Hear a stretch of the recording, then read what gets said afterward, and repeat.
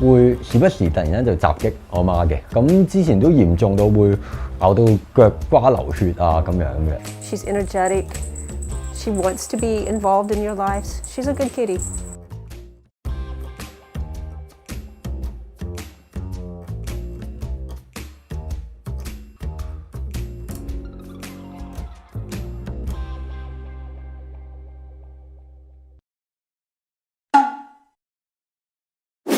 Hello everyone. Today we get to go take a look at an aggressive cat. Whenever someone says, "Oh, my cat's aggressive," that's when my antennas come out because there might be more going on than just aggression, and it might not even be aggression.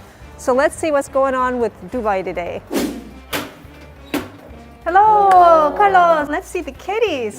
而家我哋養咗兩隻貓啦，咁就一隻就叫豆 B 啦，一隻叫 Moon Moon 嘅。豆 B 咧其實就真係主要咧佢就比較惡啲啦，佢就會時不時突然間就襲擊我媽嘅。有陣時冇原因嘅，我媽可能純粹喺屋企行嚟行去，咁突然之間佢都會喺背後偷襲係啦，偷襲我媽，打我隻腳，咬我隻腳咯。係啦，咁之前都嚴重到會咬到腳瓜流血啊咁樣嘅。養呢隻貓咧，我未養過啦。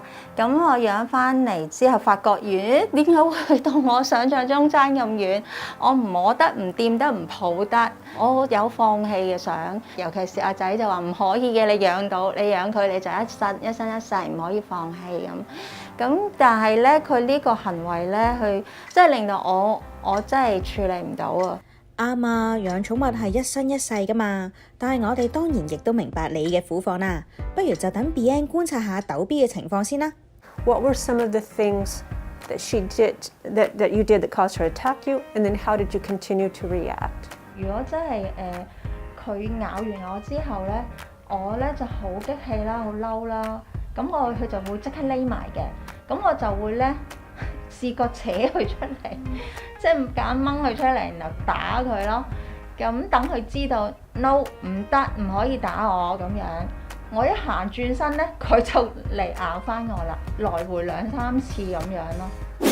It is so important for cat owners to know that punishment, things like water guns, spraying water on them, hitting them, yelling at them, does not work for cats. The only thing that happens when you yell at a cat or try to punish them, they get terrified. They get very, very afraid. The other thing I noticed was that Mom kept saying, "Oh, I'm staring at the cat and the cat is staring back at me."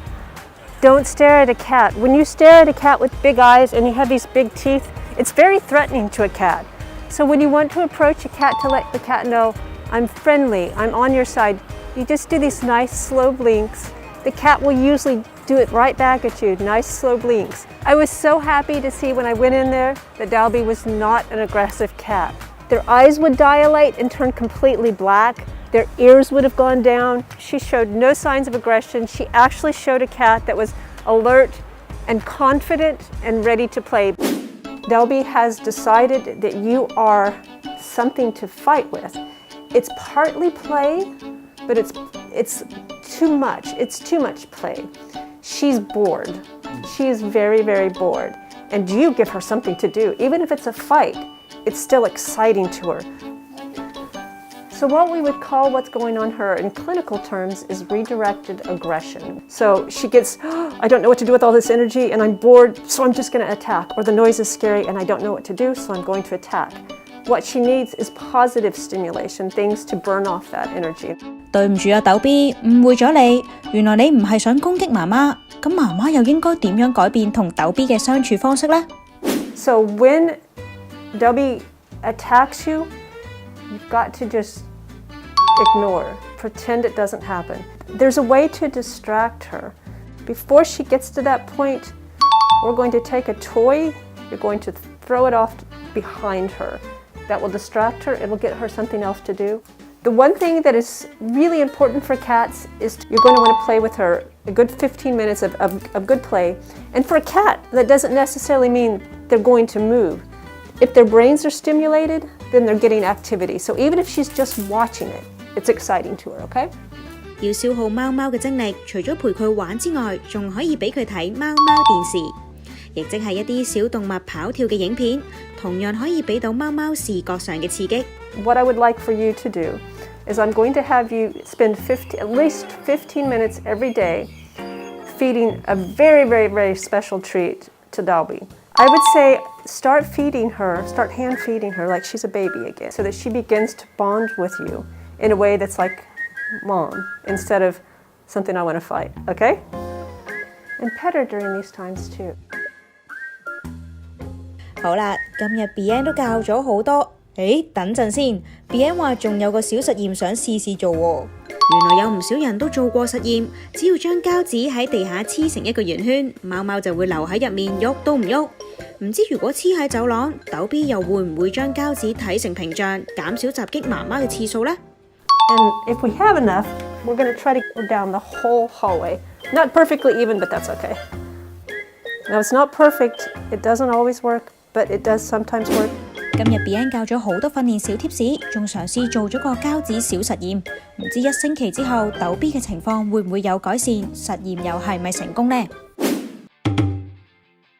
呢1-2個禮拜其實都冇佢話特別襲擊我媽媽嘅。臨瞓之前咧就同佢即係玩多15-20分鐘，咁令到佢放下電咁樣啦。餵嘢食摸佢嘅時候咧，佢會縮咯，佢會即係都會走開嘅，佢唔係好想俾你掂咯。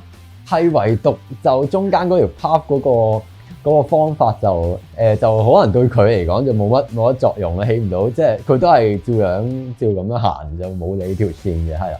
但係其他嗰啲都的而且確令到我哋都了解咗佢多啲啦。咁佢玩多咗之後，佢好似真係會定啲啊。呢個星期我見佢就會都有從後邊咁樣去追住我嘅，咁動作都有打我嘅。不過咧就細力啲，同埋冇咁大嘅攻擊性咯。咁我就會企定啲，然後就即係望一望佢，就唔好俾太多反應俾佢。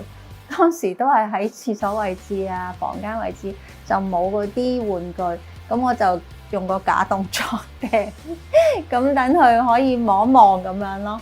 我覺得我哋同佢玩多咗咧，原來佢都係好肯撲，即係好開心、好活躍嘅，即係。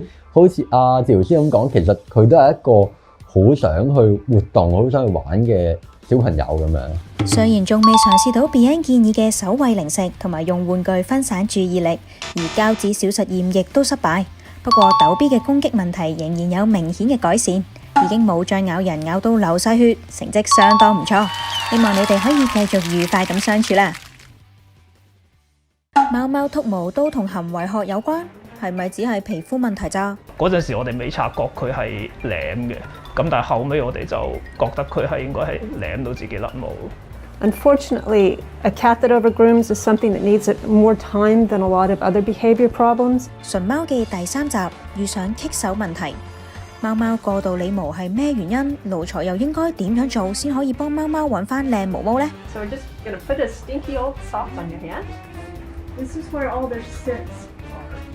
如果你家主子都有任何行為問題，想免費諮詢貓咪行為治療師嘅專業意見，歡迎你 click 入嚟內文嘅 Google Form 報名參加純貓記，機會難逢，千祈唔好錯過啦！